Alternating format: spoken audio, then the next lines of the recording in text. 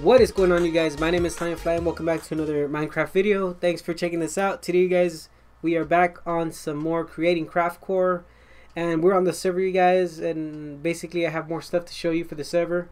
First thing that I want to show, let me start there, is this thing right here. So I think I've shown this on a video before. I'm actually pretty certain that I have, but the inside is semi kind of done already, and I feel good to the point where I can show you guys inside. So this right here is the apothecary and here is where you basically can buy potions and stuff. And if you ever want to buy a potion or something, you know, you can come here. If you don't have, you know, maybe the clues on how to make a potion, you come here and you can just buy them. They're pretty expensive. As you can see, the prices are start at 3,000 and they go up from there. But a lot of these potions are actually really good. Like you have like healing potions, regeneration potions, and you can buy them. And let's just see if you buy 64, it's $500,000. So yeah, that's a good starting point right there, I think. And basically I did it like that, you guys, because I know that potions are very useful, especially for fighting bosses and stuff. And you know, having them is always a good thing. If you ever have extra money on the server, you can just buy extras and just, you know, keep them in your chest or whatever and just use them. Another thing is well, it's not the villager shop, but I wanted to go to show you a new addition to the server, I guess. So let's go /mvtp world shop, I think is what it's called. Yeah, so it'll take me there. And basically, you guys, I had this really cool idea when I was first starting off making this or whatever.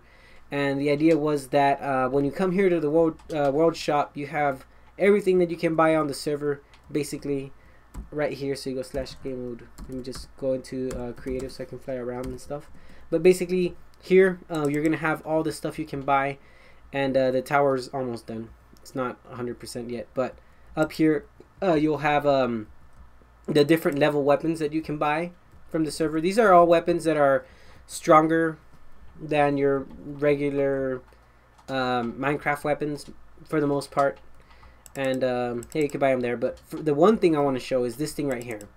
This is called the Quarry. I know there's not a lot of signage yet on it or anything, but I wanted to show you guys what I have so far. So one thing I kind of noticed when I was making the server was that materials were going to run pretty low pretty quickly. So I realized that not everybody was going to want to go mining to get, you know, materials to sell, like diamond and emeralds and iron, gold, all that stuff. So I came up with this idea, and I named it the Quarry. So basically what you do is you come here and you got all these ender chests and stuff, but you have these giant pillars of stone, obsidian, and coal, and those are the only ones I have right now. But basically what happens, you guys, is you'll come here and you can literally mine these things for as long as you want. You can basically just grind out stone. And what happens from that is you can grab the stone, and if you come to these guys over here, you could sell your stuff. So if you want, you can sell your cobblestone for $2 a piece, or you could sell it your obsidian for $50 a piece. And it really all depends on the level enchantment that your weapon is or whatever. But if you have a better weapon, you can just, you know, mine obsidian, and it might take longer, but per piece, but I think it might be a better option than cobblestone and stuff. You could also smelt your cobblestone and make it into stone and sell it for $5, or you can just sell coal, so it'll be $150 for coal. And I think it's actually pretty cool. These things will be automatically generating, so once they get to a certain amount, they'll just regenerate again.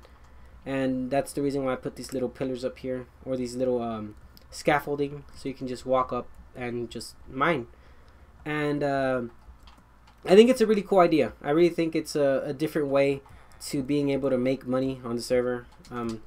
I really am trying to come up with different ways to avoid problems. Like, one of the problems I noticed is that in a year from when the server opens up, I don't think there's going to be a lot of materials left in the overworld. So making something like this, I think, is really important. You know, pretty cool. And yeah, I don't know. It's there, you know. But okay, one other thing I want to show from this is the smelteries and the way they're being done here. So I like I said, you can get cobblestone and you can get coal and you can smelt it and make stone, and then sell the stone for, you know, a better profit or whatever. But you might be thinking, you know, like, where can you like cook your stuff or whatever so you could sell it, you know.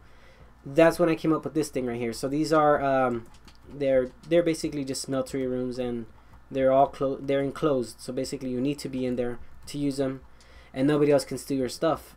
But the way you get in is through this. So if you press this button right here, this will teleport you in, and now you're in your room. So now you can just start putting, you know, your coal and whatnot and start cooking.